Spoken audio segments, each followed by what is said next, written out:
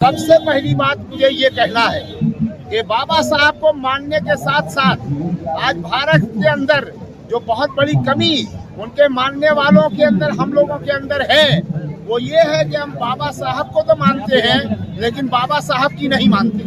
बाबा साहब को भी मानिए और बाबा साहब की भी मानिए। बाबा साहब की बात ये है कि उन्होंने पूरे जीवन संघर्ष किया।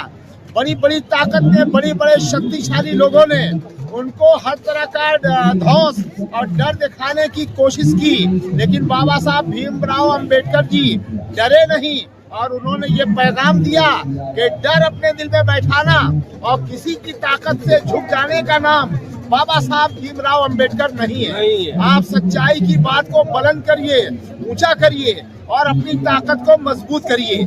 जिस तरह आज 2026 तक इधर 10 साल से मनुवादी लोगों ने अपने आप को संगठित करके और बाबा भीमराव अंबेडकर जी के मानने वालों को या उनकी संतान को या उनके शिष्यों को लॉलीपॉप देकर और टाफियां देकर और कुछ सत्ता का लालच देकर तोड़कर अलग अलग मनसब पर बैठाल कर बाबा साहब के मिशन को कमजोर करना चाहते हैं। मैं आज 14 तारीख आपका यहाँ से ये पैगाम देना चाहता हूँ कि अगर आप बाबा साहब को मानने वाले हैं तो आप शिक्षित के साथ साथ आप संगठित होइए और फिर संघर्ष करिए।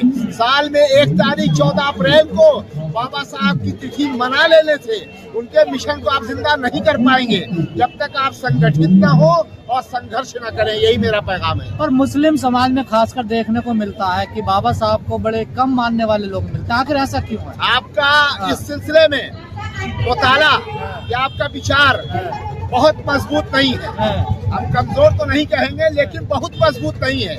इसलिए बाबा साहब भीमराव अंबेडकर जी के जो जात और धर्म पे मानने वाले लोग हैं, जबकि मैं धर्म और जात का मुखालिफ हूँ। बाबा साहब अगर एक धर्म विशेष के होके भारत के लिए विश्वों के लिए जहाँ जूतियाँ उतारी जाती थी वहाँ हमको बैठने की जगह नहीं मिलती थी, आज हम कुर्सी पे बैठ रहे हैं, आज हमें सम्मान मिल रहा है भारत के संविधान में, कॉन्स्टिट्यूशन ऑफ इंडिया में।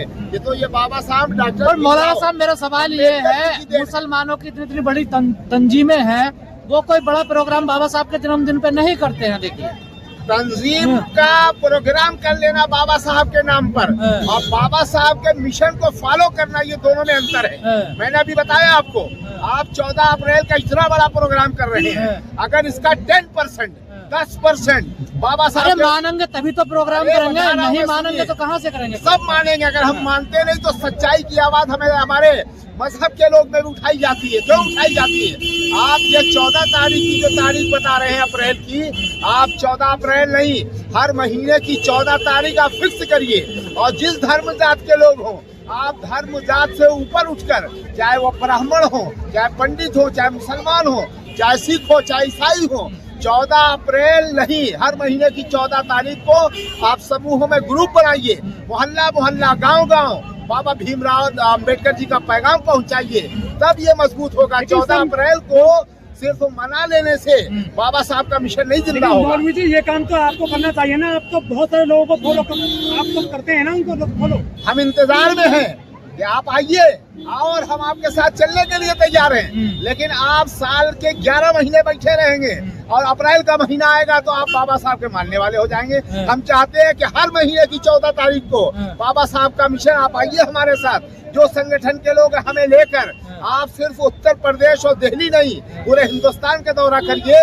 ये 14 अप्रैल का बाबा साहब का उनको खिराज अकीदत पूरी दिल्ली के एक अकेले मौलाना जो आपके बराबर में खड़े हैं, इनका तो स्टॉल लगता है यहाँ, यानी पूरी दिल्ली में किसी का यहाँ स्टॉल नहीं लगता। ये बिरयानी भी खिलाते हैं कई बार यहाँ पर। देखिए मैंने अभी जवाब दे दिया, फिर आपको जवाब दे रहे हैं। ये मौलाना क्या एक ही मुसलमान है या पूरी दिल्ली में? मैं बता रहा हूँ आपको, इसमें कमी आपकी है। जब आप जान गए कि एक हाफिज गुलाम सरवर साहब सर से कफन बांधकर डॉक्टर भीमराव अंबेडकर के मिशन को जिंदा करने के लिए खड़ा हुआ है, तो इनके साथ आपको भी साथ देना चाहिए। लेकिन जब एनआरसी सीए आता है तो बाबा साहब को सारे मुसलमान कंधे पर उठाकर चलते हैं, लेकिन जब नॉर्मली बाबा साहब को याद करने के लिए कोई मुस्लिम नहीं दिखा देता। शायद अभी आप वहाँ तक पहुँचे नहीं है। अरे मैंने सर आपका दिल्ली का एक दायरा है, आप हमारे आइए उत्तर प्रदेश में देखिए, हम हमेशा अपने हर प्रोग्राम में बाबा भीमराव अंबेडकर जी की खिदमत उनका असली जो मिशन है वो ये है कि कमजोरों को उठाओ और शक्तिशाली लोगों के आगे नतमस्तक मत हो।